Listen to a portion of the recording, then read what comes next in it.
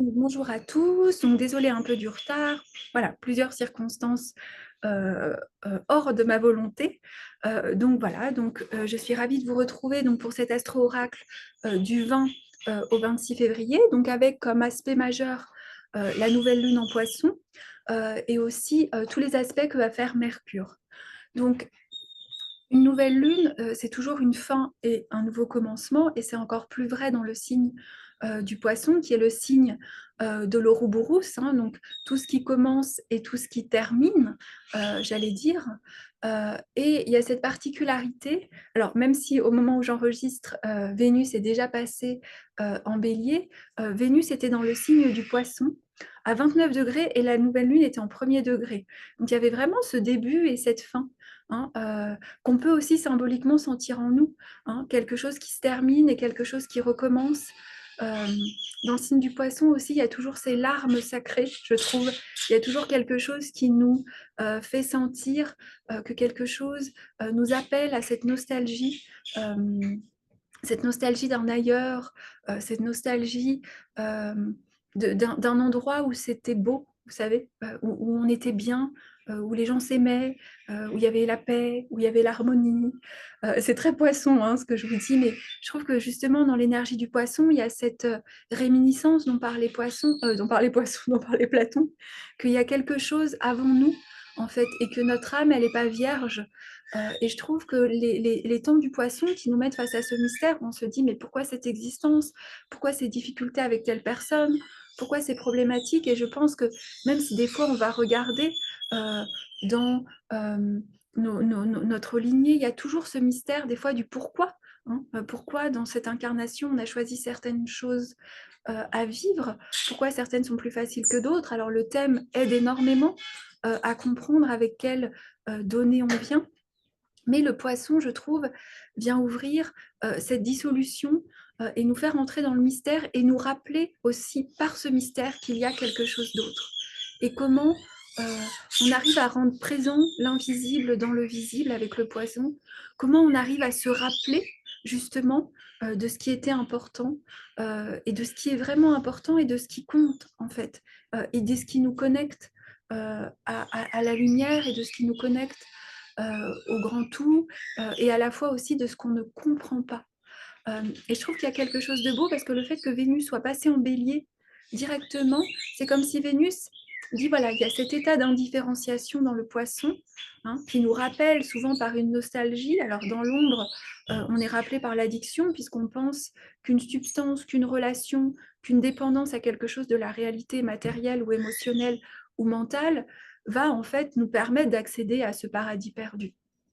Or, euh, comment on accède à ce paradis perdu? Bah, c'est en prenant conscience qu'il est en nous, tout simplement, et en s'attachant à cet espace de pureté, de beauté, d'harmonie qui nous relie au grand tout, même quand tout est chaotique à l'extérieur. Et d'ailleurs, c'est souvent pour ça que le poisson vient nous proposer du chaos, parce qu'il va nous amener à nous rappeler qu'il y a quand même quelque chose qui reste immuable, hein, qui est cette petite flamme. Et d'où mon lien avec Vénus en bélier. Et Vénus en bélier semble être cette flamme du désir, cette flamme qui, malgré cette grande dissolution, vient nous interroger aussi sur quel est ton désir, mais comment ton désir n'est pas une séduction de ce qui existe autour de toi, mais te rappelle à la source, te reconnecte à quelque chose de plus grand que toi. Et vraiment, cette nostalgie, hein, on dit souvent, je crois que désirer, ça veut dire être privé de l'étoile, donc il y a une nostalgie de l'étoile. Donc comment on va être amené cette semaine à retendre vers notre étoile. Donc, quand nos désirs quotidiens, j'ai envie de manger ça, je me sens inspirée par ça, est en fait un appel de se reconnecter et de sentir justement la totalité du zodiaque en nous, l'infini, enfin, le cosmos en nous-mêmes, hein, qui existe. Et pour cela, bah, on va avoir, comme toujours, les défis du mental, les défis de ce qu'on se raconte. Et je trouve que cette semaine, si je vous la racontais, elle est illustrée comme ça, puisque Mercure, le jour de la nouvelle lune, pardon, est en sextile à Chiron. Donc même si ça reste un sextile, ça reste l'énergie qui blesse et l'énergie qui guérit par un petit effort de voir qu'on est en train de se blesser. Alors, Mercure en Verseau, on peut se blesser par quoi? On peut se blesser par nos concepts, par comment devraient être les choses, par cette envie de nous libérer, mais de ne pas voir qu'en fait, on cherche donc de la libération en se disant, voilà, c'est la société, c'est si, on va chercher partout, en fait, cette libération, partout dans des concepts mentaux, alors que finalement, elle est en nous, elle est dans une autre façon de voir. Et je pense que cette autre façon de voir est vraiment proposée par le carré d'Uranus, puisque le carré d'Uranus vient nous dire le lendemain, hein, carré d'Uranus en taureau, mais fais la révolution vraiment avec tout ce qui t'enchaîne. Prométhée, libère-toi de tes chaînes, et tes chaînes sont surtout mentales. Et puis, reviens, Uranus en taureau, à ce que tu ressens, à ta sensation, à qu'est-ce qui se joue en toi, à qu'est-ce qui se joue dans ton corps. Hein. Vraiment, reviens, dépose-toi, dépose-toi ici, reste présent à ce qui est, même si tu ne le comprends pas. Il y a ensuite un très bel aspect le lendemain encore, hein, c'est vraiment une histoire. Il y a le trigone à Mars de ce Mercure qui lui dit et pour voir les choses différemment, utilise ce Mars en Gémeaux et va explorer, c'est-à-dire suis si on te dit de prendre un autre chemin pour aller à l'école, ce que j'aurais dû faire ce matin d'ailleurs, je conduisais, je dis à ma fille, je sens qu'il va y avoir des bouchons. Et bien en effet, il y avait un terrible accident, donc on a dû faire demi-tour et prendre une autre route. Mais bon, je me suis dit, tiens, j'ai pas eu le mouvement. Hein, Mars n'était pas là pour me dire, bah, j'aurais pu tourner avant, en fait, hein, puisque je l'ai dit avant au croisement où il y avait ce choix entre deux chemins.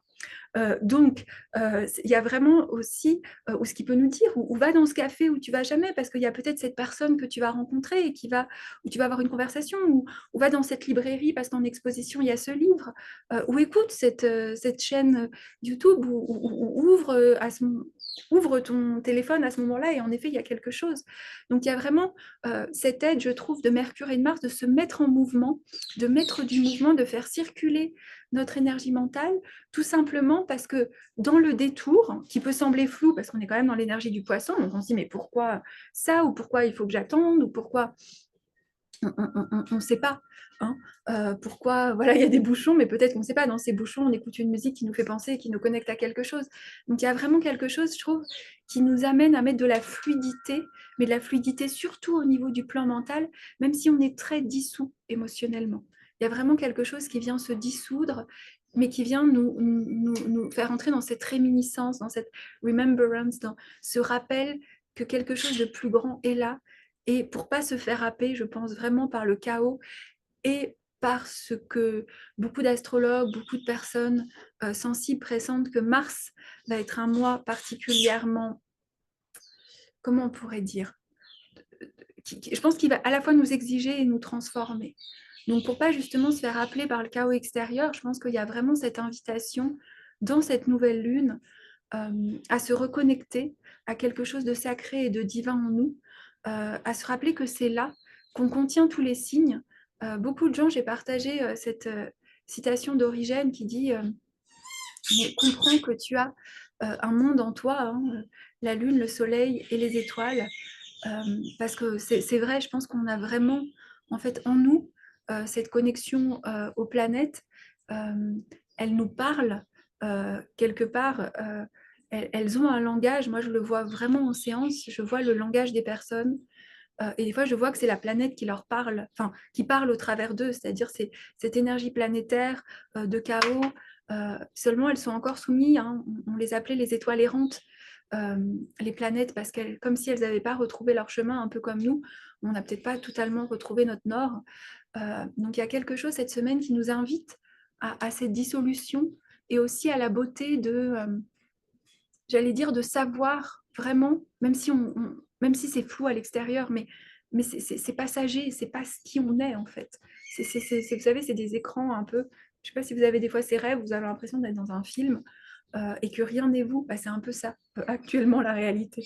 C'est que c'est des films, hein, et il y a quelque chose de plus qui nous invite à nous ancrer, à nous et nous sentir plus reliés. Et d'ailleurs, je trouve qu'on finit la semaine avec un très bel aspect samedi du soleil qui est en sextile, donc le soleil est en poisson et donc en sextile au nœud nord, où il y a vraiment cette dose inspiration et ce chaudron du taureau. Donc comment on peut recevoir aussi tout ça dans nos corps en fait, dans nos chaudrons, dans nos contenants, et avec beaucoup d'invitations à être tout simplement présent à ce qui est. Entre le poisson et le taureau, il y a un sextile qui nous rappelle à cette présence, hein. Et j'ai même des jolies cloches pour illustrer tout ça. Donc pour finir aussi, j'aime bien voilà, chaque saison du poisson, ouvrir des révolutions solaires pour les natifs du poisson. Qu'est-ce qu'est une révolution solaire?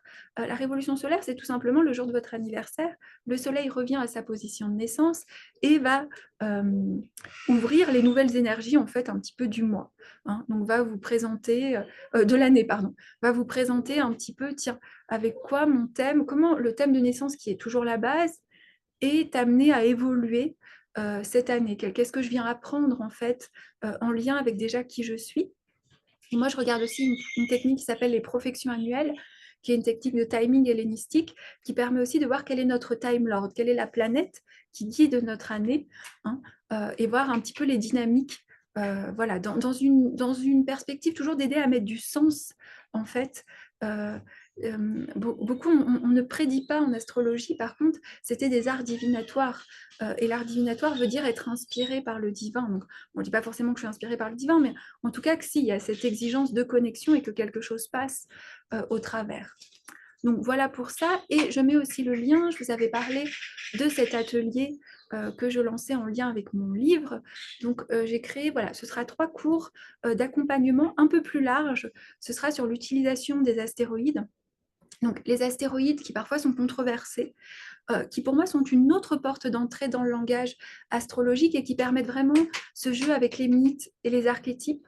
Donc voilà, donc ce sera 3 séances pour vous accompagner justement et pour jouer aussi avec votre thème. Donc comment on peut utiliser ces daimons, ces intermédiaires pour apprendre des choses sur nous. Alors sur les archétypes féminins, mais aussi sur d'autres. Vous avez des noms de concepts, vous avez des noms de pays, vous avez des noms de personnes. Moi, je sais que ma fille, qui s'appelle Sophia, a sa lune conjointe à l'astéroïde Sophia. Je ne savais pas, je n'ai pas fait exprès, je ne l'avais pas vu, je l'ai vu après, puisque elle est née, hein, la lune, ça change. Voilà, vous avez des choses où moi j'ai Jupiter conjoint à Hidalgo. Hidalgo, c'est lié à l'Amérique latine. J'ai fait tous mes stages d'études, j'ai toujours vécu depuis mes 20 ans presque en Amérique latine. Donc, avant le Guatemala, c'était l'Argentine. Donc voilà, donc donc c'est 3 séances pour 70 € les 3. J'essaye comme toujours de faire des tarifs que j'estime quand même abordables par rapport justement à ce qui se joue. Et aussi parce que je pense que l'astrologie, même si on ne veut pas être astrologue, est un formidable guide, une formidable boussole pour les temps qu'on vit. Donc je vous souhaite à tous une belle semaine et j'essaierai d'enregistrer la prochaine vidéo un petit peu en avance.